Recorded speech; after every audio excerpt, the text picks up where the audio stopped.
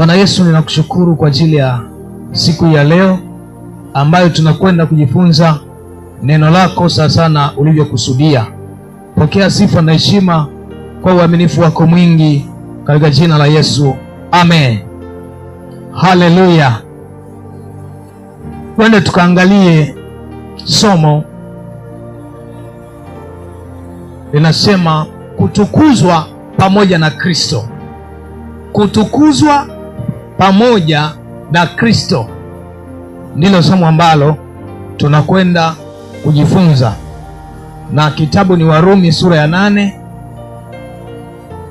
Warumi sura ya 8 mstari ule wa 17. Kutukuzwa pamoja na Kristo. Warumi 8:17. Nitasoma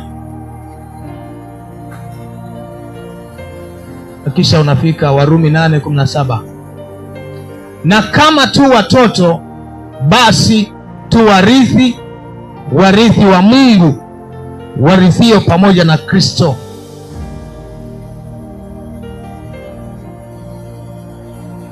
Naam, tukiteswa pamoja naye ili tupate na kutukuzwa pamoja naye. Huyu ni Mtume Paulo anaeleza kwamba na kama tu watoto, basi tu warithi, warithi wa Mungu, warithio pamoja na Kristo. Naam, tukiteswa pamoja naye ili tupate kutukuzwa pamoja naye. Kwa hiyo kuna kitu ambacho Paulo alikisema kwamba tukiteswa pamoja naye ili tupate na kutukuzwa pamoja naye. Sasa watu wengi huwa wanapenda kukaa kwenye nafasi ya utukufu, sababu kutukuzwa maana yake ni kupewa heshima ya kipekee. Kumbe hata sisi tuna nafasi ya kupewa heshima ya kimungu, kuambatana na heshima hiyo katika utumishi, katika nafasi, kila mmoja kwenye nafasi yake. Nisoma habari za watu wa Mungu waliotangulia, namuona kama Mordekai, namna alivyoinuliwa na Mungu akatukuzwa. Kwa hiyo Mungu alimuinua. Lakini unaangalia kama Yusufu, ukitamka jina Yusufu kwa nyakati zile ambazo ndiye alikuwa ameweka juu ya ufalme wa Misri, juu ya nyumba mpaka ya Farao. Farao alimuinua sana, alimweka kwenye nafasi kubwa sana. Kwa hiyo pale alikuwa ametukuzwa. Maana ukitaja jina Yusufu sio jina la kawaida. Haleluya. Sasa kila mmoja kuna mahali anatamani afike. Kuna kiwango ambacho natamani kuona watu wanamtukuza Mungu kupitia wewe. Kuna kiwango ambacho mtu unakuwa una shauku kwamba unatamani na wewe siku moja watu wamshukuru Mungu kupitia wewe, kupitia maisha yako, kupitia utumishi wa Mungu ndani yako. Lakini kuna jambo pia ambalo lazima ulijue, kwamba ili upate kutukuzwa pamoja na Kristo katika huduma, katika wito, katika kazi, katika biashara, manake kazi ambayo naifanya iwe ni yeye anaifanya, ni jambo kubwa sana ambalo Mungu anataka kutufundisha. Na naposema kutukuzwa pamoja na Kristo ni mfano wa kama unafanya biashara. Hebu niambie leo, kama biashara angekuwa nafanya Yesu, ingekuwa na wateja hao. Haleluya. Yaani kama ni kanisa, kwamba Yesu ndiye amefungua kanisa, Yesu aliyezaliwa Bethlehem afungue kanisa Tanzania. Haleluya. Unafikiri, unalionaje hilo kanisa? Itakuwa la kawaida? Si watu watatoka nje ya Tanzania, watatoka kila mipaka. Yaani watu hawataona shida kulipa nauli kubwa, wanakuja. Haleluya. Lakini Yesu huyo aliachia kwamba kanisa lake liweze kukaa katika dunia. Kwa nini vitu hivi unaweza usivione haraka? Kwa sababu anasema ili upate kutukuzwa pamoja na Kristo ni lazima pia uteswe. Haleluya! Ni lazima upitie magumu. Sio tu leo unafungua kazi ya Mungu, sio leo unafungua biashara, sio leo unafanya jambo kubwa halafu unataka litukuzwe tu haraka. Haleluya! Sio hivyo. Kwa nini? Kwa sababu anasema ili utukuzwe pamoja na Kristo kwenye chochote unachokitaka, lazima pia upate mateso pamoja na Kristo. Sasa hicho ndicho kitu ambacho lazima tukielewe. Najua hata wewe kuna sehemu unataka kufika. Kuna mahali ambapo watu wanapaswa kujua, na ukweli Kristo akitukuzwa pamoja na wewe, watu watakuheshimu wewe. Alisema mtu akinitumikia Baba atamheshimu. Manake kuna kiwango ambacho jina lako likitajwa watu watakuwa wanaogopa. Kwa nini? Kwa sababu jina lako limetukuzwa pamoja na jina la Kristo. Kuna mahali unakuwa ukienda, watu wakipata taarifa tu wanakusanyika eneo hilo ili wakuone, lakini leo watu wanakuona ni kawaida. Haleluya! Watu wanakuona ni mtu wa kawaida, wanajua wazazi wako, lakini kuna mahali, kuna kiwango cha kutukuzwa ukifika. Pamoja na kwamba wanawajua wazazi wako, lakini utakuwa mgeni kwao kila siku. Haleluya! Yaani ukifika, hata kama ni ndugu, watatamani wakuone wewe ni nani ambaye watu wanakufuata namna hii. Wewe ni mtu wa aina gani ambaye watu wakisikia habari zako wanakusanyika maelfu na maelfu. Hicho ni kiwango ambacho unakuwa umetukuzwa pamoja na Kristo. Haleluya! Lakini Paulo anafungua jambo hili kwamba tukiteswa pamoja naye ili tupate na kutukuzwa pamoja naye. Kwa hiyo kabla ya kutukuzwa kuna mateso ambayo lazima uyapitie. Ni sawa na chakula. Kile chakula unachokitaka wewe ndiyo gharama utakayoilipa. Haleluya! Hata kama utanunua chakula kimeivishwa tayari, lakini kuna gharama tu utalipa. Na kama unataka ule pilau, manake kuna viungo lazima tu utanunua. Haiwezi tu ikatokea pilau ikatokea tu, hapana. Haleluya! Kwa chakula kitamu unachokitaka lazima kuna mchakato, lazima kuwe na sufuria, lazima kuwe na sahani za kulia, lazima kuwe na vitu vingi ambavyo hivyo ni gharama ya kile chakula tu. Haleluya! Kwamba chakula kitamu, lakini chakula kitamu manake kuna mchakato kimepikwa. Sasa ndiyo hii kwamba kutukuzwa pamoja na Kristo kwenye eneo lolote la maisha yako ni kwamba lazima kwanza uteswe pamoja naye. Manake kuna maisha fulani lazima uyapitie. Hakuna shortcut kwa Mungu, na hakuna mtumishi wa Mungu aliyefanikiwa bila kupitia njia hiyo. Bwana asifiwe. Angalia mtumishi wa Mungu Yusufu. Kwa sababu ninaposema mtumishi wa Mungu sio lazima awe mchungaji, lazima awe mtume au nabii. Haleluya! Mtumishi wa Mungu ni wakili wa Mungu. Maana yake ni mtu anayesimama katika eneo lakini anamwakilisha Mungu. Sasa unaona, Yusufu hakutokea tu anazaliwa kwenye nyumba ya Yakobo halafu anatokea kuwa waziri mkuu au kwenye nafasi hiyo. Kuna mazingira lazima alipitishwa. Maana yake kile kitu ambacho kilikuja kuchomoza ndiyo matokeo. Haleluya! Huyu Yusufu ilipaswa awe houseboy kwanza, awe mfanyakazi wa ndani, lakini sio kwamba ulikuwa ni mwisho. Kuna kitu kilikuwa kinatengenezwa ndani. Maanake kuna mateso alikuwa anayapitia. Ilikuwa lazima ndugu zake kabisa wamkatae. Haleluya! Leo ndugu zako wakikukataa unajisikiaje? Lakini Yusufu huyu ambaye tunamhubiri ni Yusufu ambaye ndugu zake, kaka zake walikuwa wamedhamiria hata kumuua. Si kwamba aliwakosea, sio kwamba alisema neno baya, hapana. Lakini ni kwamba ili upate kutukuzwa pamoja na Kristo, lazima ukubali kuteswa pamoja naye. Akauzwa, akaenda utumwani, akanunuliwa kwa fedha. Yaani fedha inatolewa unaiona, halafu anayenunuliwa ni wewe. Unaweza ukajisikiaje kama ni ndugu zako wamekuuza, halafu unaona ununuliwa kama bidhaa nyingine? Haleluya! Lakini hiyo ni gharama ya kufika unakotaka. Sasa mtu anataka leo anatokea tu, halafu ghafla atokee Ikulu. Haiwezekani. Bwana asifiwe.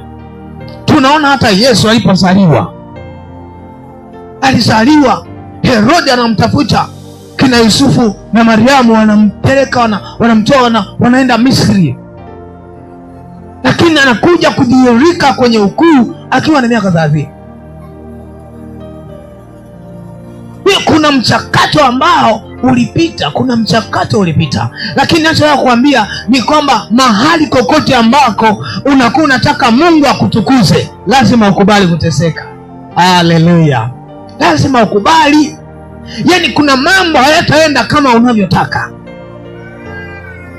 Hayo ni maisha ya mtu ambaye anataka kutukuzwa pamoja na Kristo.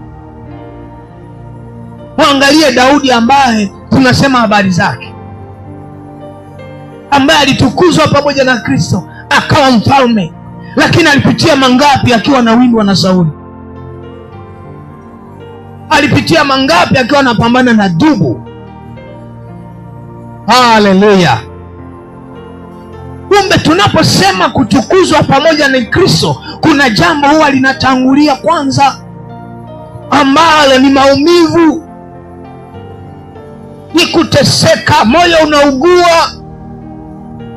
Mtafute mtu yeyote ambaye leo ametukuzwa pamoja na Kristo, amefikishwa mahali ambapo sio pa kawaida, utakuta nyuma yake kuna maumivu makali sana. Haleluya! Kumbe ni lazima, mpendwa, vile unavyotamani kufika mbali, vile unavyotamani kuwa mtu mkuu, uandae na moyo wako kupitia magumu. Haleluya! Andaa moyo wako kupitia mambo magumu. Kuna mitihani migumu. Bwana asifiwe. Sasa tuangalie mambo yatupasayo kuteswa pamoja na Kristo. Sasa hii kuteswa pamoja na Kristo ni mambo gani ambayo tunapaswa kuteswa pamoja naye ili tutukuzwe pamoja naye? Kwa sababu kuna nafasi tunaitafuta. Yaani Yusufu alikuwa anawaambia ndugu zake, kwa sababu kuna kitu alikuwa anakitafuta. Kuna mahali alikuwa anaona anaenda, alikuwa anaona anaenda mahali pa juu sana, lakini mambo ambayo alipaswa ateswe kwayo, ilipaswa aingie jela, paswa ateseke sana, ajaribiwe na mke wa Potifa. Hayo yote ilikuwa ni mambo yalikuwa anampaswa kuteswa kwanza, kuyapitia kama uziboi, kupita kama mfungwa, mwisho awe Ikulu. Haleluya! Sasa na sisi kama wana wa Mungu, ni mambo gani yatupasayo kuteswa pamoja na Kristo? Lengo ni nini? Ili kesho yetu isiwe ya kawaida, kesho yetu itukuzwe pamoja na Kristo. Kila kazi ya mikono itukuzwe pamoja na Kristo. Jambo la kwanza ni kujikana. Hilo ni jambo linalopaswa kuteswa pamoja na Kristo, kujikana. Yohana 6:38. Ninaposema kujikana, sio jambo la kawaida. Maana yake ni kusitisha. Kujikana ni kusitisha kuishi utakavyo wewe. na kuamua kuishi kama Mungu atakavyo. Yaani kusitisha. Unajua kusitisha maana yake kuna jambo lilikuwa liendelee, lakini unaliishia hapo, kwamba unasitisha kuishi kama utakavyo wewe na unaamua sasa kuishi maisha kama atakavyo Mungu. Huwa ninatumia kauli kusema ni kumpa Mungu hatimiliki ya maisha yako. Mtu huwezi ukasema nimekupatia nyumba wakati haujampa hati ya nyumba, inakuwa bado haijakamilika, kwa sababu mwenye hati miliki ya nyumba ya kiwanja ndiye ana nguvu, ndiye ana uwezo. Haleluya! Inawezekana ukampa Yesu maisha yako, lakini usimpe hatimiliki. Inawezekana. Unaweza ukamwambia mtu nakupa hii nyumba, lakini hatimiliki nakaa nayo. Kwa sababu kuna watu wengi hawajajikana. Kujikana sio jambo la kawaida, ni jambo ambalo ndani yake lina mateso. Unapojikana, sio kila mtu atakuelewa, sio kila mtu ataelewa unachokifanya, kwa sababu kuna mahali ambapo dunia imezoelea kufanya hivyo, wewe hautafanya hivyo na watu watakushangaa. Kujikana ndani yake kuna mateso, sababu kuna wakati utaamua kufanya vitu ambavyo kikawaida mtu anakuangalia anasema umechanganyikiwa. Haleluya! Ndiyo kujikana. Sasa ni kuamua kuyaishi mapenzi ya Mungu. Sio kazi nyepesi, sio kazi nyepesi, sio rahisi, kwa sababu kuna muda ungetamani ungekuwa unafurahi, lakini muda huo Mungu anakwambia nataka ufunge siku 3, wakati ambao wengine wanakula chakula wanafurahi, lakini wanaufurahisha mwili, lakini wewe uko ndani unaomba, unaombea mahitaji mbalimbali ambayo Mungu amekupa. Haleluya! Wakati mwingine unaambiwa funga siku 40 au hata zaidi. Manake wewe sio wewe unayejiongoza tena, hiyo ndio kujikana. Ndio mingine unaambiwa usiku wa leo hautalala, hautasinzia, manake utakesha unaomba mpaka asubuhi. Unakesha unazunguka chumbani huko unaomba. Haleluya! Sio kazi nyepesi. Ndani yake kuna mateso. Angalia kitabu cha Yohana 6 hiyo 38. Yohana Mtakatifu sura ya 6 mstari wa 38. Huyu ni Yesu anasema, kwa kuwa mimi sikushuka kutoka mbinguni ili niyafanye mapenzi yangu, bali mapenzi yake aliyenipeleka. Yesu anasema hakushuka kutoka mbinguni ili ayafanye mapenzi yake, bali mapenzi ya yule aliyempeleka. Siri ya kutukuzwa kwa Kristo, ukisoma Wafilipi 2:9 unakuta kwamba Mungu alimkirimia jina lipitalo majina yote. Haleluya! Jina lipitalo majina yote. Kwa nini? Kwa sababu aliyafanya mapenzi ya Mungu, mapenzi yake aliyempeleka.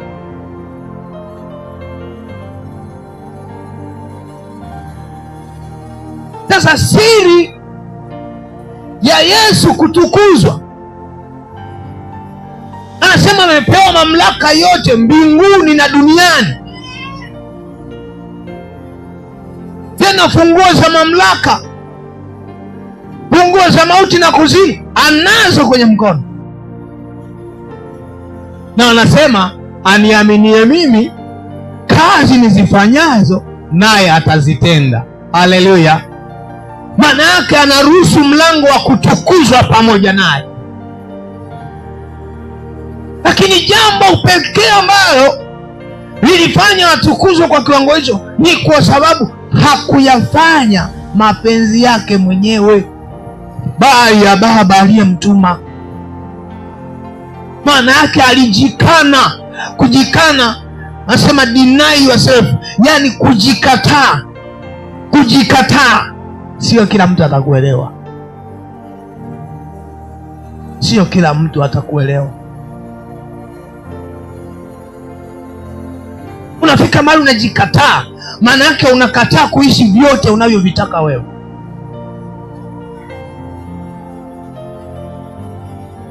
Haleluya! Unakuwa kama punda ambaye anaongozwa,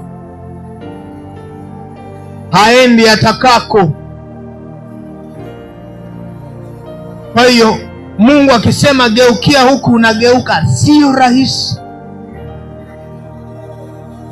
Anakwambia hiki acha, sio kwamba watu wengine wakienda nacho ni dhambi, lakini anakwambia hiki acha, nataka uchukue hiki.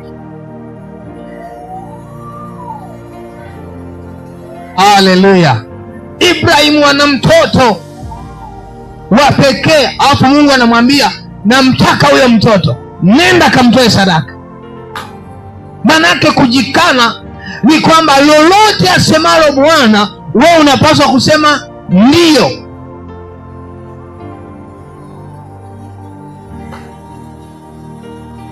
Haleluya! Sio jambo jepesi, manake wewe ni mtu wa ndio. Mungu anasema nataka huyu mtoto. Mungu anakuambia nataka hii sadaka. Sadaka ulionayo ndio pesa ulionayo.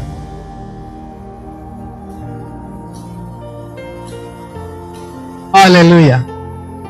Yaani kuna kiwango cha fedha umekiandaa kwa ajili ya mipango yako, halafu Mungu anakuambia hiyo sadaka nataka upeleke pale, nataka ufanye hiki, halafu haujui utakula nini wala nini,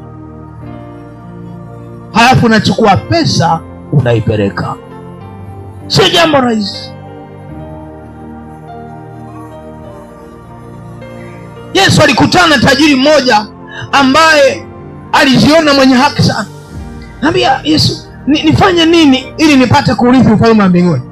Yesu akamwambia amri usizini, usifanye. Akasema hayo nimefanya nikiwa bado mdogo, ni lipi jingine nitenda? Akamwambia okay, umepungukiwa na jambo moja tu, nenda kauze mali zako zote, uwasaidie maskini, kisha unifuate. Yule tajiri, maandiko yanasema uso wake ulikunjamana, akahuzunika.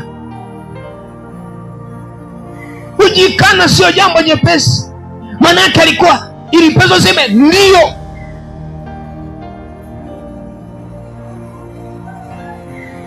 Tuangalie Mathayo 16:24. 16:24, Mathayo mtakatifu. Wakati huo Yesu aliwaambia wanafunzi wake, mtu yeyote akitaka kunifuata na ajikane mwenyewe.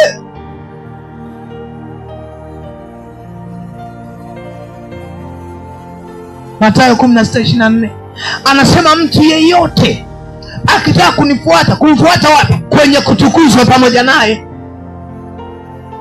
Wewe ukitaka kutukuzwa pamoja naye kibiashara, kiuchumi, kihuduma pamoja na Kristo, manake inawezekana ukatukuzwa pamoja na shetani. Lakini ukitaka kutukuzwa pamoja na Kristo, ukitaka kutukuzwa na, manake cha kwanza lazima umfuate.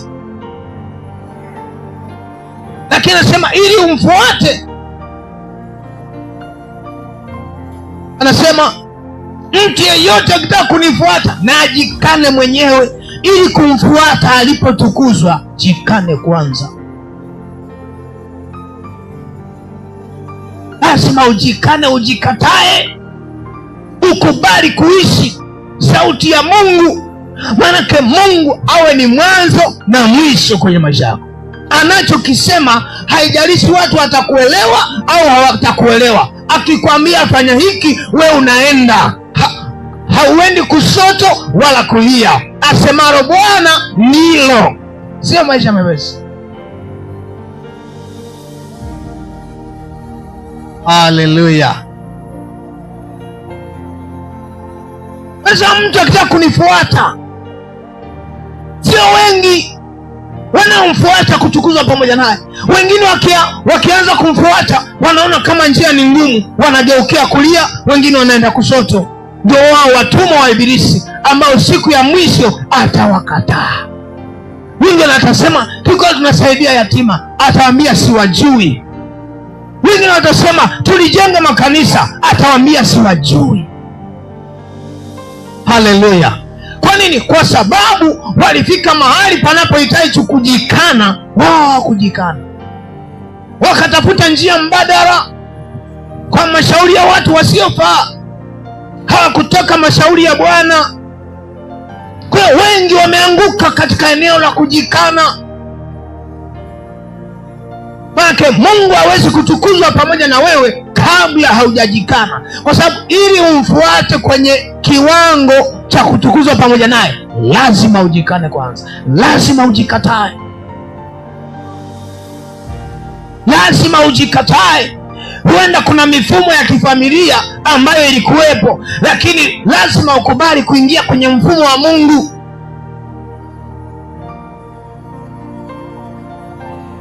Manake lazima uishi sawasawa na maneno ya Mungu, ndio kujikana. Lazima utafunga tu, lazima utafunga tu, manake hiyo ni kujikana. Lazima utakuwa mwombaji, ni lazima, ni kujikana. Lazima utasoma neno la Mungu, ni kujikana. Lazima uache mambo ya dunia hii, ni kujikana. Sio rahisi. Watu wengi wako kwenye wokovu lakini wanaanguka wiki moja, wanainuka wiki nyingine. Hiyo kujikana ni pamoja na kukataa utamaduni wa dunia na mambo yake, kukubali kumfuata Yesu. Sio rahisi, kwa sababu mifumo ya dunia inashindana na mifumo ya kimungu. Sio wewe unaamua dunia ikutafuta, dunia inaamua kukutafuta kokote uliko. Dunia inaweza kukutafuta mpaka kanisani, akatokea mtu kanisani lakini amekuja kutafuta wewe. Dunia inakutafuta kokote uliko. Kwa hiyo kuishinda dunia na kazi zake ni lazima uwe umejikana. Haleluya. Lazima uwe umekubali kwamba mimi ni wa Yesu, Yesu ni wangu. Sio jambo jepesi. Watu wengi wameanguka, watu wengi wamenaswa. Hiyo jambo la kujikana sio jambo jepesi, lakini ili upate kutukuzwa pamoja na Kristo ni lazima ujikane, uwe msafi wa moyo, uwe msafi wa maisha yako. Hapo ndipo utatukuzwa pamoja na Kristo. Haleluya, haleluya. Sasa sio rahisi. Dunia ina ushawishi wake, dunia ina mambo yake, lakini maandiko yanasema msiipende dunia na mambo yake yote.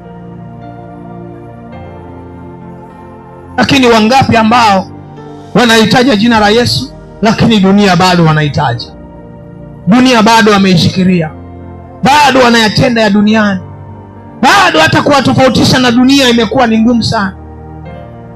Kwani kwa sababu hawajajikana.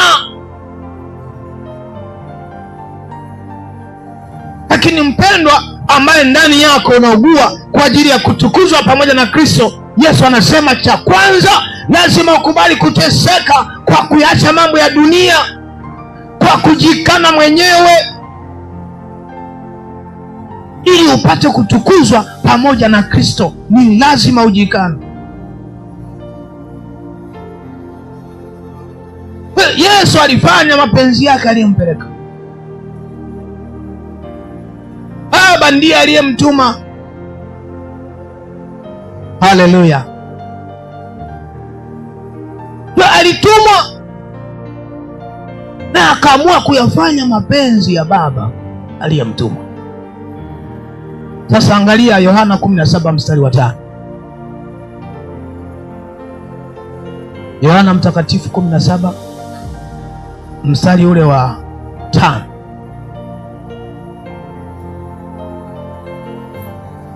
Anasema, na sasa Baba, unitukuze mimi pamoja nawe kwa utukufu ule niliokuwa nao pamoja nawe kabla ya ulimwengu kuwako. Kwa hiyo anamwambia Baba unitukuze. Kwa nini? Ameyafanya mapenzi yake. Kwa hiyo kinachofuata, Baba anamtukuza.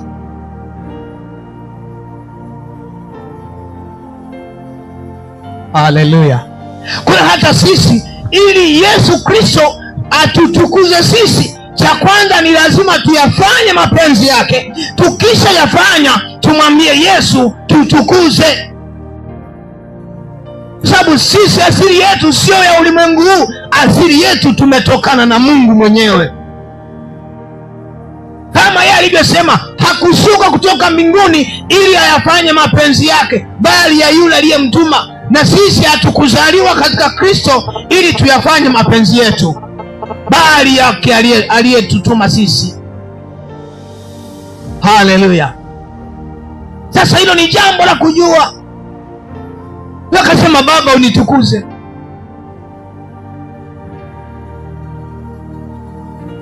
Sababu ya kutukuzwa ni kwamba aliyafanya mapenzi yake. Sasa angalia mstari wa 22. Hiyo 17 Yohana mstari wa 22. Anasema, nami utukufu ule ulionipa nimewapa wao. Naona Yesu alitukuzwa na Baba, lakini ile kutukuzwa akafungua mlango wa wale wamwaminio. Manake na yeye wale wamwaminio kuna utukufu anawatukuza pamoja naye, kwa sababu Yesu alitukuzwa pamoja na Baba, na sisi tunapomfuata Yesu tunatukuzwa pamoja naye. Haleluya. Kwa hiyo ule utukufu ambao Baba alimfunika Yesu, tunapomtukuza Yesu anatufunika na sisi. Bwana asifiwe. Haleluya. Kwa hiyo ule utukufu ulionipa nimewapa wao. Lakini je, unafikiri ni kila mmoja nao huo utukufu? Sio kila mmoja. Ni mtu aliyeamua kujikana. Kumbe tunapomfuata Kristo kwa kufanya mapenzi yake, ndipo tunatukuzwa pamoja naye. Haleluya. Ndipo tunatukuzwa pamoja naye. Sasa ili tutukuzwe pamoja na Kristo, ni lazima tuyafate na tuyafanye mapenzi yake. Mapenzi yake manake ni mashauri yake, ni maneno yake. Tukubali kuishi sawa sawa na neno. Nira ya Kristo ni neno la Kristo ambalo linatakiwa kuwa kiongozi cha maisha yetu. Sasa kiwango chako cha kuyaishi mapenzi ya Mungu leo ndicho kiwango cha kutukuzwa kesho. Haleluya.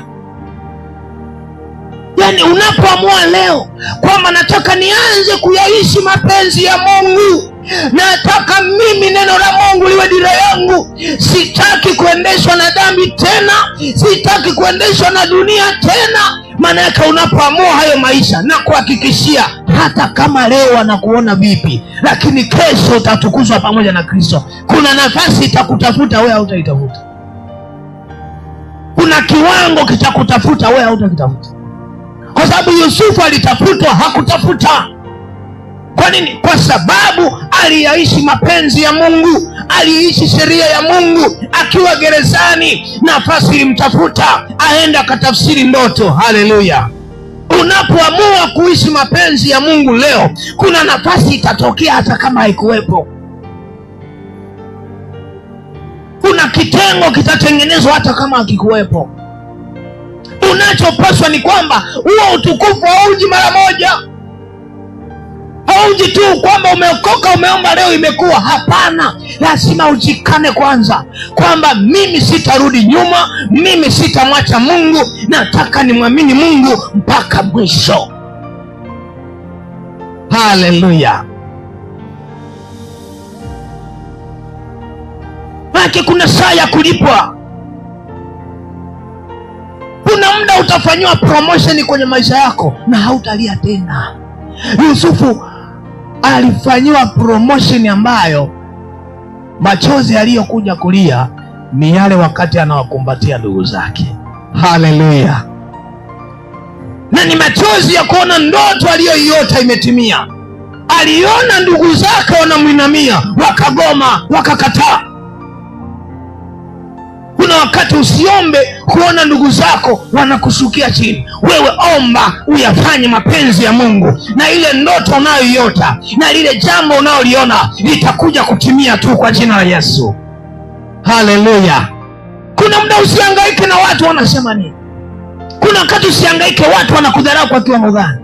Kuna wakati usihangaike watu wanakuumiza kwa kiwango gani. Hangaikia kuyaishi mapenzi ya Mungu.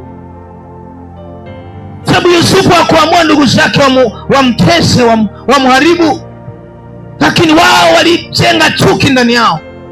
Wakasema lazima tumuue, tuone ndoto zake zinatimiaje. Mungu aliyekuacha kuwa hai leo ni sababu kwamba kuna siku kile ulichokiota kitatimia tu. Haleluya. Sasa wakuzuia ni wewe, kama utaruhusu moyo wako kutembea kwenye mapenzi ya Mungu. Wakati mwingine watu wanasubiri dalili za kuonekana kwamba ile ndoto inatimia ndio waanze kuyaishi mapenzi ya Mungu. Lakini Yusufu akiwa bado ni houseboy alikuwa anaishi maisha ya mapenzi ya Mungu. Haleluya.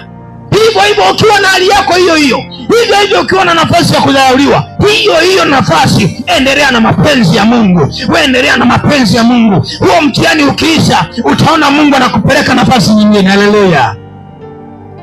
Hata kama nafasi ni mbaya, kwamba Yusufu alitoka kuwa houseboy lakini akaenda gerezani, hamna shida. Lakini akiwa bado gerezani, bado aliendelea kuyafanya mapenzi ya Mungu. Waliokuja na ndoto aliwahurumia, akawatafsiria. Usiogope kuwasaidia watu, hata kama unaona vitu vyako ni kama haviendi, ni kama kuna mazingira kwako haujajibiwa, lakini wewe saidia watu. Haleluya. Wewe waombee watu, wewe wahubirie watu. Kuna neema itakukuta hapo hapo kama ilivyomkuta Yusufu jela. Ilimkuta akiwa gerezani akiwa na majonzi, lakini aliyaishi mapenzi ya Mungu. Mwisho alimfuata na akatoka anaenda ikulu. Haleluya. Na wewe endelea tu kwenye mapenzi ya Mungu katika hali hiyo hiyo. Mwingine ukiona uko kifungoni, unaona kama hali yako ni kama uko kifungoni, unapunguza kuyafanya mapenzi ya Mungu, lakini nakutia moyo leo, ongeza kuyafanya mapenzi ya Mungu, kwa sababu mapenzi ya Mungu ndiyo yanaamua utavuna nini kesho. Haleluya. Endelea kupanda mbegu njema kwenye maisha yako. Wewe endelea tu, usiangalie watu wanakuheshimu kwa kiwango kipi. Usiangalie watu watakusifia. Hapana. Sifa zao hazitakusaidia leo, lakini kitakachokusaidia wewe ni kuamua kuyaishi mapenzi ya Mungu. Hilo tu ndilo litakuinua kesho. Haleluya. Kwa hiyo jambo hili ni la msingi sana. Lakini jambo la pili ambalo tunapaswa kuteswa pamoja na Kristo ili tutukuzwe pamoja naye ni kubeba msalaba wa Kristo. Kubeba msalaba wa Kristo. Hili ni jambo ambalo ni lazima kwenye maisha yetu, ili kesho yetu tutukuzwe pamoja na Kristo. Tukubali wapendwa, kubeba msalaba. Sababu Yesu huyu ambaye tunataka kutukuzwa pamoja naye, kuna gharama ambayo ilimfanya afike pale alipofika. Ni kwamba Yesu alikubali kubeba msalaba. Alikubali kwa moyo wote, akaufungua. Haleluya. Kubeba msalaba ni nini? Ni kuyakubali mateso yote ya Injili. Ni kuyakubali mateso yote ya Injili bila kuchagua. Kuna mateso yatatoka kwa ndugu zako, usiyakatae kwa sababu ni ndugu zako. Wewe yakubali. Haleluya. Kuna mateso yatatoka kwa watu wa karibu, usiyakatae, wewe yakubali. Ikiwa yanakuja kwa sababu wewe unampenda Mungu, yakubali na uendelee kumpenda Mungu. Kuna mateso yatakuja kwenye biashara, usiyakatae, wewe yakubali, lakini hakikisha unaubeba msalaba. Wewe yakubali tu, songa mbele, sababu kuna mambo magumu yanawekwa mbele yako kusudi tu umwache Mungu. Katiza hapo hapo hata kama unaumia. Haleluya. Maandiko yanasema upitapo katikati ya maji mengi, mito ya maji haitakugarikisha. Kuna wakati maji mengi yanakuja, yanatafuta umwache Mungu wako, we katisha umo umo. Hata kama unaona mawimbi ni mengi, we katisha umo umo. Umeomba hayatulii, we katisha umo umo. Haleluya. Katisha tu. Kikubwa ni kwamba hautafia kwenye hayo maji, hautafia kwenye hayo yanayokugarikisha. Mito ya maji haitakugarikisha, haitakumeza wewe, lakini si kwamba itaondoka. Kuna wakati wabaya unaweza ukiamka asubuhi unawaona, wale wanaokuumiza unawaona, lakini hawataua roho yako. Haleluya. Watatesa moyo, lakini roho yako bado iko hai. Endelea kumtumikia Mungu, endelea kusimama na Mungu, endelea kuonesha imani yako kwa Mungu. Songa mbele, katikati yao pita, nenda ukimwabudu Mungu. Haleluya. Ni lazima kubeba msalaba na kuyakubali mateso. Ni kuyakubali mateso yote ya Injili. Kumuishi Mungu kwenye dunia hii sio rahisi. Kuamua kufanikiwa na Mungu sio rahisi. Kuamua kuishi na Mungu ukiwa kazini sio rahisi. Kuamua kufanya biashara na Mungu kwenye mfumo wa dunia hii sio rahisi. Kuamua kumtumikia Mungu katika kweli, katika huduma yake sio rahisi. Kuna vigingi vingi vinakuja mbele yako, vinatafuta nini? Usimtumikie Mungu kwa jina la Mungu aliye hai. Vinatafuta uende, lakini kwa jina la miungu mingine. Lakini kwa sababu unajua ya kwamba mwisho wako unataka utukuzwe pamoja na Kristo, usikubali kugeuka nyuma. We kaza mwendo, nenda. Sema upitapo katikati ya moto, miali ya moto haitakuteketeza. Huenda utaungua, lakini hautateketea. Haleluya. Kumbe unapotaka kutukuzwa pamoja na Kristo, kuna nyakati ambazo unasikia unaungua. Kuna nyakati ambazo unasikia unaungua, unasikia moyo wako unaungua, kazi yako unasikia kiti kinawaka moto, biashara inawaka moto, unaona familia inawaka moto, unaona ndoa inawaka moto, unaona kabisa. Lakini maandiko yanasema miali ya moto haitakuteketeza. Kumbe kuna nyakati ambazo lazima waungue, lakini hautateketea. Kwa nini? Dhahabu ili ing'ae sana inapitia kwenye moto, lakini haiteketei. Haleluya. Lakini sharti ya kung'aa ni lazima upitie kwenye moto. Mpendwa, unayetaka kutukuzwa pamoja na Kristo kwenye eneo lolote, kubali moto upite kati yao. Pita katikati ya huo moto, usiogope, kwa sababu unataka kung'aa kama dhahabu. Dhahabu kokote uliko, angalia machimbo yote ambayo pana dhahabu, watu wa mataifa mengi wanakusanyika hapo, manake eneo lile limebeba dhahabu.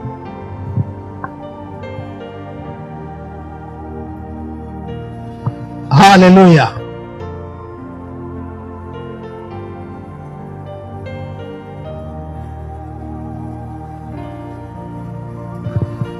Bwana asifiwe.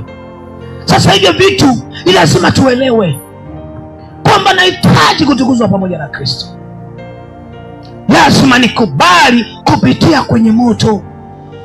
Ukiogopa moto, unaogopa kutukuzwa pamoja na Kristo. Na watu wengi anapoona mateso anahesabu Mungu yuko mbali. Mungu ni moto ulao. Kuna wakati anakuja kama moto ili akutengeneze kesho yako iwe nzuri. Haleluya. Lazima ukumbuke Mungu mwenyewe ni moto ulao. Kuna wakati unaona moto umetanda kwenye huduma, moto umetanda kwenye kazi, moto umetanda kwenye biashara, kwenye ndoa. Sio kila moto unalenga kuangamiza. Mungu mwenyewe ni moto ulao, sababu hata moto ambao dhahabu inapitishwa, sio kwamba lengo la ule moto ni kuiteketeza ile dhahabu. Sio kweli. Lengo lake ni dhahabu ingie sokoni, ni dhahabu iishi thamani yake. Kuna thamani ambayo Mungu ameweka ndani yako, lakini ni lazima upite kwenye moto ili ile thamani yako ing'ae. Haleluya! Na ile thamani yako kung'aa ndiyo tafsiri ya kutukuzwa pamoja na Kristo. Ni tangazo moja tu linapita, jamani, hapa kuna dhahabu. Watu watakusanyika kutoka kila sehemu. Hata kama kuna mtu amejenga ghorofa, atahamishwa. Usiogope kile ulichonacho leo, lakini kesho yako, kama utakubali huo moto usikukatishe tamaa, kama utakubali kwamba iwe moto iwe nini, nitapita kesho. Hata kama amekalia nani nafasi yako, atakupisha. Haleluya! Watu wanahamishwa, wamejenga majengo, wamejenga nini, lakini wanahamishwa. Kwa nini? Kwa sababu kuna dhahabu. Bwana asifiwe. Kwa hiyo dhahabu ni kile ulichobeba ndani yako, hakiwezi kung'aa kisipopitia kwenye moto. Ni kanuni ya Mungu kwenye maisha ya waamini wake. Ulichobeba ni dhahabu, lakini kosa la Adamu lilifanya dhahabu yako ichafuke. Kile ulichobeba kina vitu vingi, kwa sababu umezaliwa kwa mwanadamu aliyeasi. Ndiyo maana kanuni ni moja. Adamu wakati aliumbwa hakupitishwa kwenye mateso ili awe kwenye bustani ya Edeni. Kwa nini? Kwa sababu alikuwa mtakatifu. Lakini baada ya kuasi, maana yake kusudi la Mungu ndani ya mwanadamu likachafuliwa. Sasa ili lije kutukuzwa pamoja na Kristo, ni lazima lipitishwe kwenye moto, kwa sababu kosa la Adamu lilihamisha ile kusudi la Mungu kutoka kwenye bustani ya Edeni, likaja kwenye malango ya adui. Ndio maana Yesu alikukuta unafanya dhambi. Yesu alitukuta tuko dhambini. Haleluya! Manake kile tulichokuwa tumebeba, wakati mwingine tulikuwa tunakitumia kwa mambo yasiyofaa. Leo tunahubiri Injili, lakini huenda tulikuwa tunasema uongo, tulikuwa tunasema mambo yasiyofaa. Manake kile ambacho kilikuwa ndani yetu kilikuwa kimechafuliwa. Ni kweli Yesu alikipata. Yesu kukupata wewe ni sawa na dhahabu kuichimbua kutoka ardhini. Haleluya! Manake watu wanapambana, wanachimba mashimo ili wapate ile dhahabu, na inakuwa mbali. Ndivyo Yesu alivyotutafuta sisi. Tulikuwa mbali na ufalme wa Mungu, lakini Mungu akaupenda ulimwengu, akamtoa mwanawe pekee ili aje kutuchimbua tulipokuwa tumefungiwa. Haleluya! Kama dhahabu inavyokuwa chini ya ardhi, ndivyo tulikuwa chini ya ufalme wa giza. Na kama dhahabu inavyotolewa katika ardhi ikaletwa nje, inakuwa bado haijang'aa, lakini imepatikana. Mtafutaji ameipata na ameitoa ardhini. Kuokolewa ni kutoka kama dhahabu ardhini. Ndio maana unapookolewa sio dalili za moja kwa moja kwamba utatukuzwa pamoja na Kristo. Dhahabu inapotolewa ardhini sio kwamba ndo tayari wanajua thamani yake. Hapana. Huwa hawajui kiwango cha takataka, kiwango cha uchafu uliozunguka kwenye dhahabu. Hawawezi kuipima uzito wakati ule. Kuna watu hawezi kusema thamani yako leo. Haleluya! Lakini kanuni ni ipi? Ile dhahabu inapochukuliwa lazima ipite kwenye moto ili iende kupimwa thamani yake. Mimi na wewe ni dhahabu ambazo zilikuwa ardhini, zilikuwa chafu kwa sababu ya kosa la Adamu. Na sisi manake vile ambavyo Mungu alipanda ndani yetu, tulizaliwa katika upotevu kwenye mlango wa mwasi Adamu. Lakini wakati tunazaliwa, Yesu alizaliwa ili tupate neema ya kutoka kwenye vile vifungo. Haleluya! Sasa ili ile dhahabu ipate kung'aa na kuweza kupata thamani. Lakini ni wengi sana wanaogopa moto. Wengine wanaingia hatua moja, wanarudi, wanasema bora niende huku, wengine bora niende huku, wengine bora niende huku. Wanatafuta mahali ambapo patawapa amani. Lakini ukweli, ili ung'ae pamoja na Kristo, lazima mtambue kwamba Mungu ni moto ulao. Ukishamjua Mungu ni moto ulao. Ni kwa nini? Ni kwa sababu dhahabu chafu lazima ipitishwe kwenye moto ili iweze kung'aa. Haleluya! Sasa ni lazima ukubali kubeba msalaba. Manake usiogope magumu yanapokuja. Yanakuja kama moto ili yakutengeneza uwe na thamani kesho. Kila dhahabu inayong'aa imepitia kwenye moto. Hakuna kanuni nyingine. Haleluya! Imesafishwa kwa moto.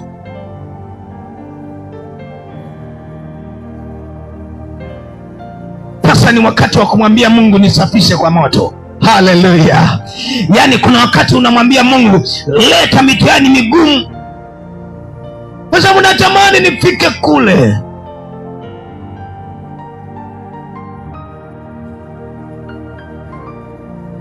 Kubeba msalaba. Kubeba msalaba ni kuyakubali mateso yote ya Injili. Kubali jambo lolote ambalo linalenga imani yako ya Kristo, linakuumiza, linakutesa, linakufanya unaugua, lakini unajua hili linatafuta imani yangu. Usikubali kuacha imani yako kwa Yesu. Songa mbele. Hata kama unasikia unaumia, kuna moto lazima upitie, lakini maandiko yanasema miali ya moto haitakuteketeza. We nenda hivyo hivyo, unaumia, nenda unaumia. Watu wanakucheka, umechagua fungu ambalo lina mateso, lakini waambie dhahabu huwa haikai kwenye moto milele, huwa kuna muda inatoka. Haleluya! Unawambia mateso haya ni ya muda tu, kuna siku nitatoka. Kama Ayubu alisema, ninajua mateso haya, ninajua maumivu haya, lakini kuna siku nitatoka kama dhahabu. Haleluya! Kwa hiyo lazima uhesabu kwamba magumu yanayokuja yamekuja kukutengeneza wewe ili kesho uwe ya thamani. Wanaoenda shortcut waache, maana ni wengi. Wanaopita kulia au kushoto waache waende. Wanaotafuta njia nyepesi waache waende. Lakini unapoona moto mbele yako, halafu umerenga kutengeneza maisha yako, wewe usiogope kukanyaga. Wewe pita, hata kama unaumia, hata kama unasikia kuungua, hautateketea. Hakuna dhahabu inakaa milele motoni, huwa kuna wakati inatolewa. Haleluya! Kuna wakati unatoka kwenye mateso yote na thamani yako inakuwa ni kubwa. Wale unaona wameenda kulia au kushoto, watakuta wamechelewa, wewe umeshainuliwa juu. Haleluya! Kwa hiyo leo chagua fungu jema. Chagua kutoogopa tena maumivu. Chagua usiogope jambo linalouguza moyo, jambo linalochoma moyo. Usiogope ukafanywa ukarudi nyuma ukamwacha Yesu. Nenda hivyo hivyo hata kama hakuna naye kuelewa leo. Haleluya! Angalia Warumi 8:35. Kitabu cha Warumi 8:35.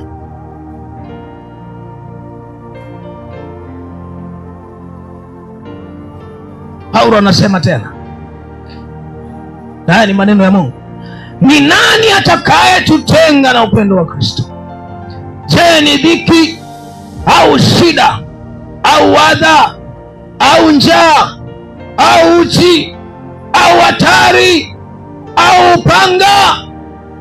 Kama ilivyoandikwa ya kwamba kwa ajili yako tunauawa mchana kutwa, tumehesabiwa kuwa kama kondoo wa kuchinjwa.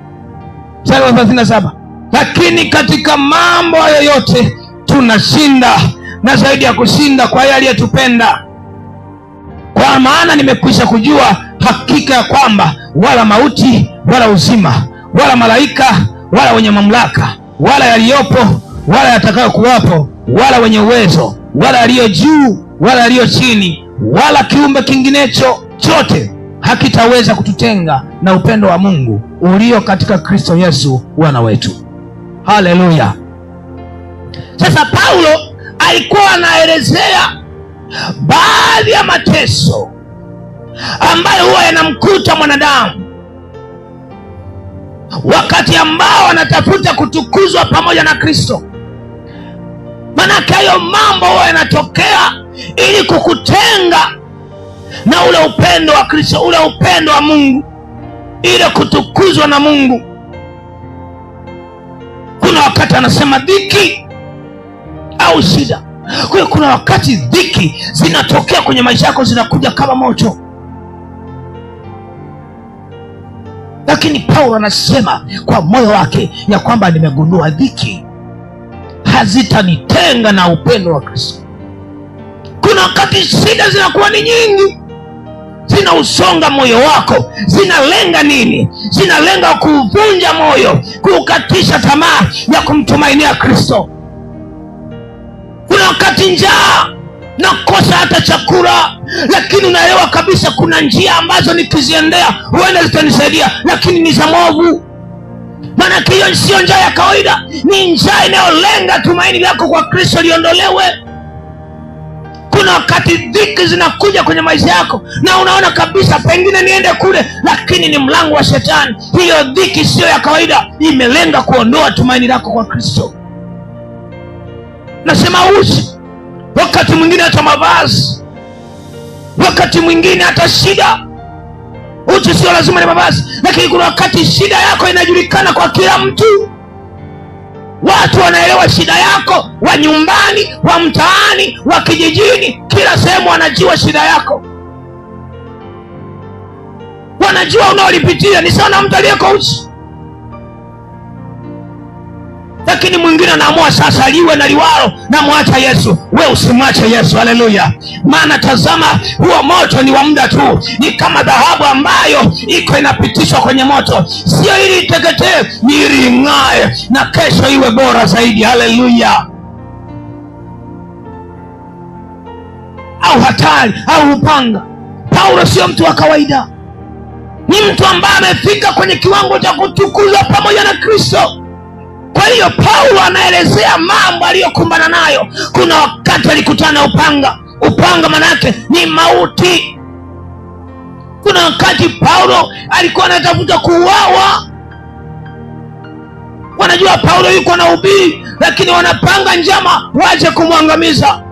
Kuna wakati alikuwa anaweka kwenye kapu, anatoloshwa na anapitishwa juu, anatolewa nje, anatupwa nje, anakimbia. Manake Paulo alikuwa anaonesha mambo ambayo alikutana nayo. Kuna wakati alikutana na dhiki, kuna wakati alikutana na njaa, kuna wakati alikutana na shida, kuna wakati alikutana na hali. Wakati mwingine alikuwa anavuliwa mpaka nguo, kuna wakati alipigwa akaburutwa mpaka nje ya kijiji, nje ya malango ya mji, wakajua amekufa, lakini kwa neema ya Kristo akainuka. Ndio Paulo yule ambaye wakati mwingine unatamani, unaona ule namna alitukuzwa, alifanya kazi ya Mungu kwa kiwango kikubwa.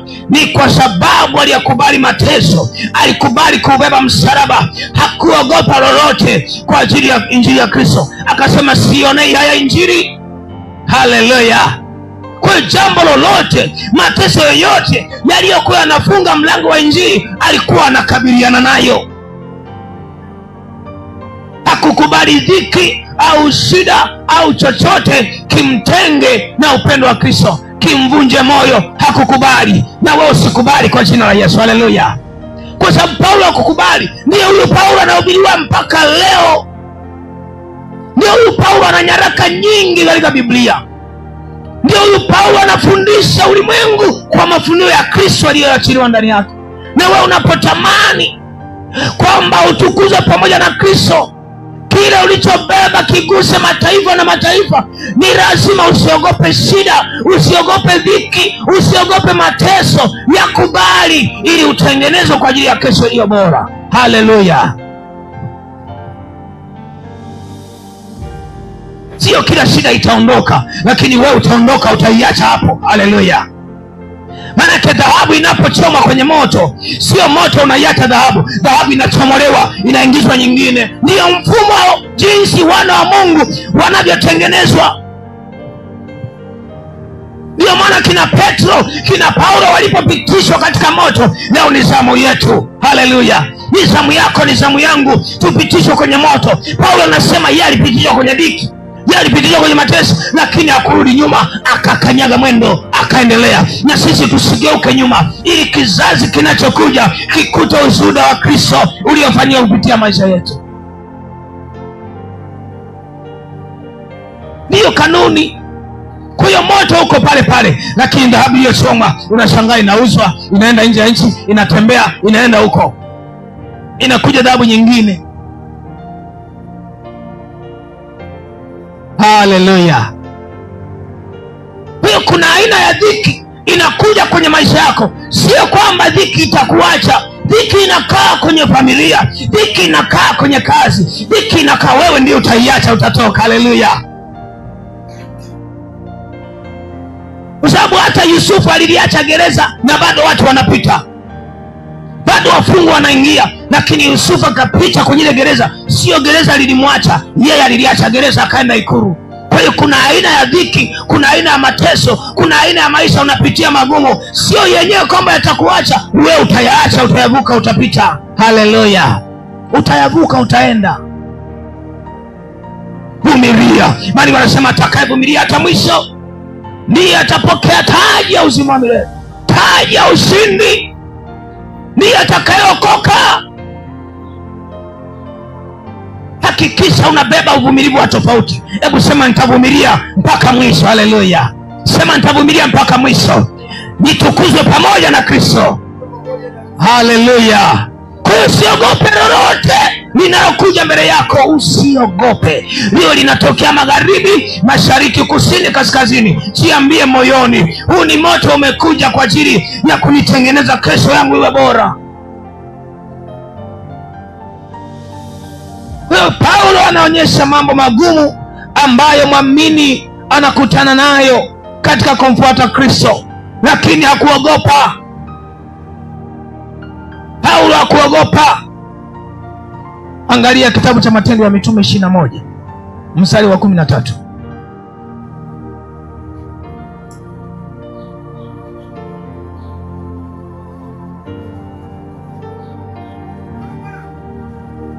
Nitaanzia mstari wa 10.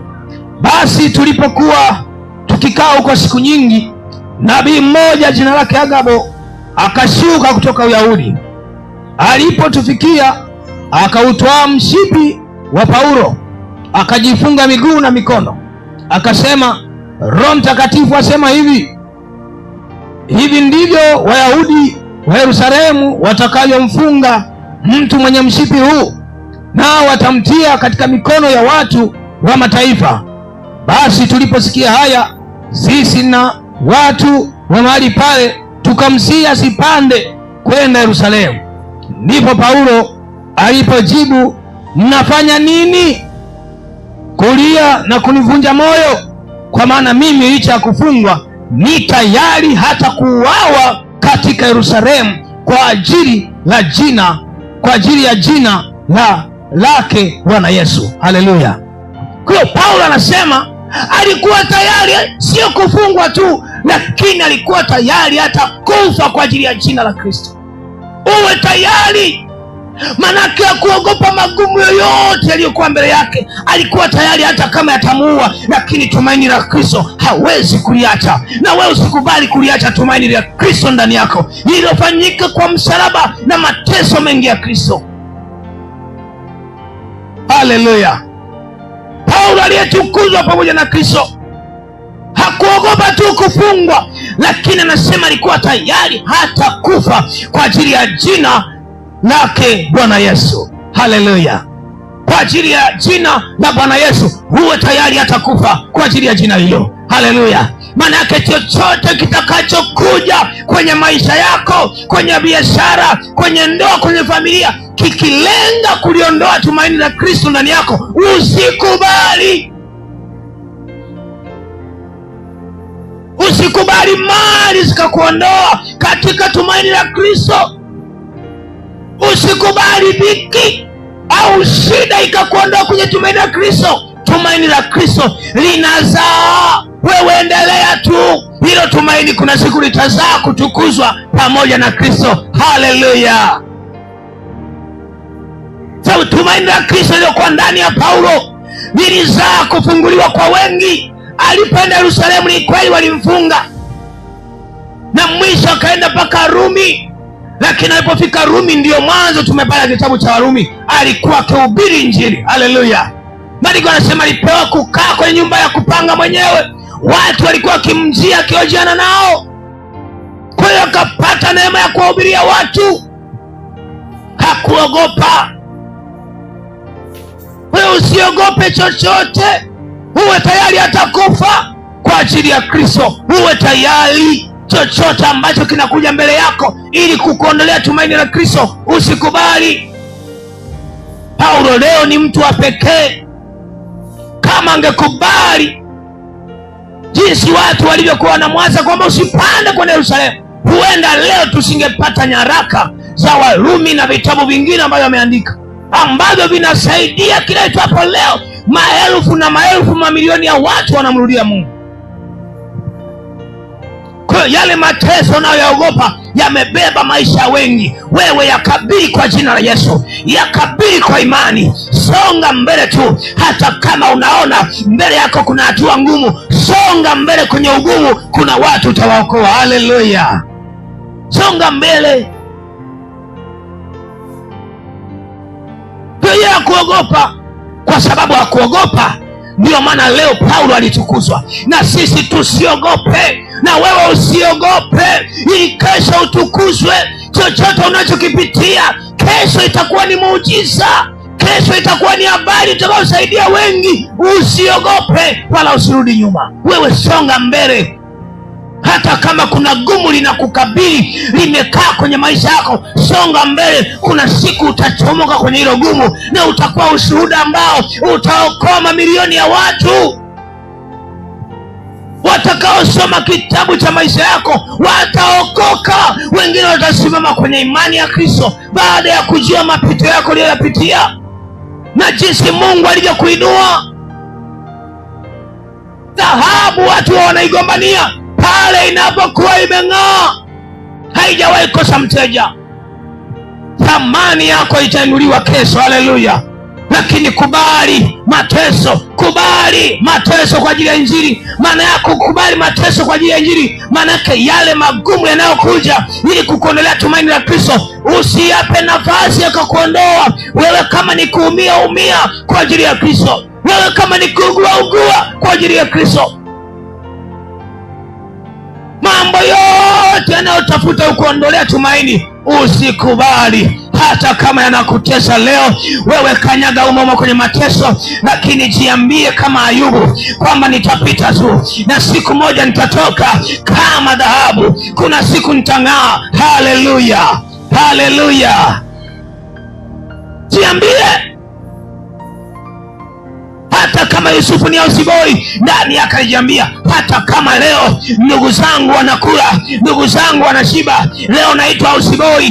Hata kama majina yako yamebadilishwa, usiogope. Maana Ayubu alianza kuitwa houseboy, lakini mwisho akaitwa ikulu. Haleluya, akaitwa waziri mkuu. Usiogope majina wanayokupatia, usiogope. Majina ni ya muda tu.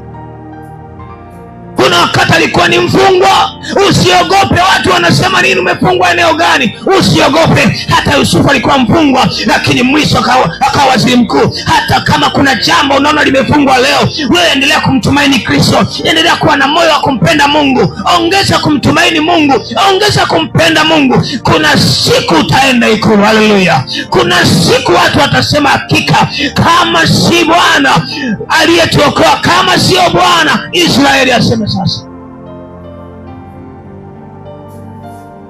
Haleluya. Waliokujua kama mfungwa, kesho watakuona ni waziri mkuu. Waliokufahamu kama houseboy, kesho wanakuona uko huru. Usiogope uko wapi leo, lakini kokote uliko hakikisha unakubali tu. Hata kama ni houseboy, wewe sema houseboy ni wa muda tu. Jambo unalopitia ni la muda tu. Haleluya. Chochote, hata kama ni kudharaulika, lakini kubali. Hakikisha unaling'ang'ania tumaini la Yesu. Haleluya. Jambo la tatu ambalo linatupaswa kuteswa pamoja na Kristo ni kuubeba upendo wa Kristo, au kulibeba pendo la Kristo. Kwa nini? Kwa sababu Yesu Kristo aliyetukuzwa pamoja na Baba aliubeba upendo wa Baba. Haleluya! Yesu aliubeba upendo wa Baba, ndio maana akatukuzwa na Baba. Na sisi ambao Yesu Kristo amekuja kutafuta, maanake lazima tuubebe upendo wa Kristo ili tutukuzwe pamoja na Kristo. Kitabu cha Tito sura ya 2 mstari wa 14.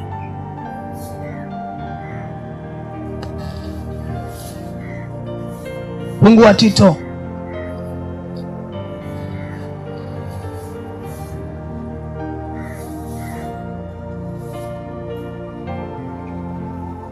sura ya 2 mstari wa 14. Nitasoma.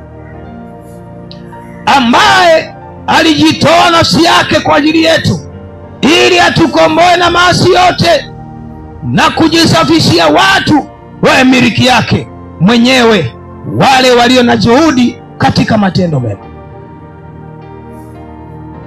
Tunasoma Yesu alijitoa nafsi yake kwa ajili yetu. Haleluya! Kwa ili atukuzwe, alijitoa nafsi yake kwa ajili yetu. Maana aliubeba upendo wa Baba, alibeba upendo wa tofauti. Kwa nini? Kwa sababu Mungu anasema aliupenda ulimwengu akamtoa mwanae pekee, ili kila mwamini asipotee bali awe na uzima wa milele. Lakini huyu mwana aliyetolewa, kwa sababu upendo ulianza kwa Mungu, ulianza kwa Baba, aliupenda ulimwengu akamtoa mwanae pekee. Haleluya! Lakini huyu mwana aliyetolewa ambaye ni Yesu Kristo, naye akabeba pendo lile lile ambalo asili yake limo ndani ya Baba, na yeye ndani yake akajitoa tena. Haleluya! Kwa Baba aliupenda ulimwengu akajitoa, lakini mwana naye akajitoa. Kwa hiyo na sisi wana lazima tujitoe, sababu kwa kujitoa kwa Kristo tunaona alitukuzwa, akakirimiwa jina lipitalo majina yote, ili kila goti lipigwe na ulimi ukiri. Haleluya! Angalia kitabu cha waraka wa kwanza wa Yohana sura ya 3. Waraka wa kwanza wa Yohana, waraka wa kwanza wa Yohana sura ile ya 3 na mstari wa 16. Katika hili tumelifahamu pendo, kwa kuwa yeye aliutoa uhai wake kwa ajili yetu. Imetupasa na sisi kuutoa uhai wetu kwa ajili ya hao ndugu. Haleluya! Kwamba yeye aliutoa uhai wake kwa ajili yetu. Kwanza Baba alimtoa mwanaye, lakini mwana akautoa uhai wake kwa ajili yetu. Kwa maana niwaza na sisi imetupasa kuutoa uhai wetu kwa ajili ya wengine. Maana yake ni kubeba pendo la Kristo ndani yetu. Haleluya! Lazima uwe tayari kujitoa kwa ajili ya wengine. Yesu alijitoa kwa ajili ya wengine. Alitoa muda wake kwenda huku na huko akihubiri Injili. Alitoa muda wake kwenda kuponya. Lazima mimi na wewe tujitoe kwa ajili ya watu wengine, ili tutukuzwe pamoja na Kristo. Manake lazima tulibebe pendo la Kristo kama yeye Kristo alivyolibeba pendo la Baba. Kwa hiyo tunapolibeba pendo la Kristo, tumelibeba pendo la Baba. Haleluya, haleluya. Sasa ni lazima uwe tayari kujitoa kwa ajili ya Kristo, uwe kuwa tayari kujitoa kwa ajili ya Kristo, kwa ajili ya watu wengine wamjue Mungu.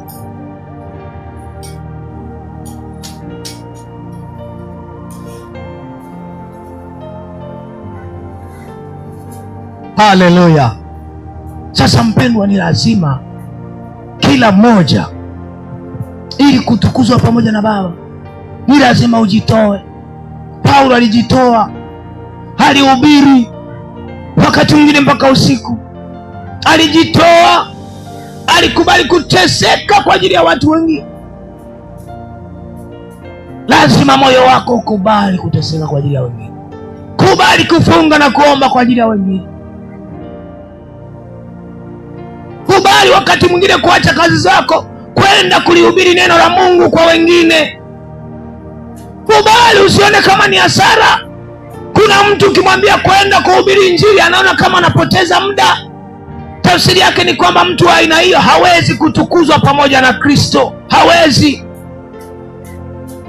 Sababu jambo ambalo Kristo alibeba ni kwamba alijitoa kwa ajili ya wengine, tena alitoa uhai wake. Sasa maandiko yanasema na sisi tuwe tayari hata kutoa uhai wetu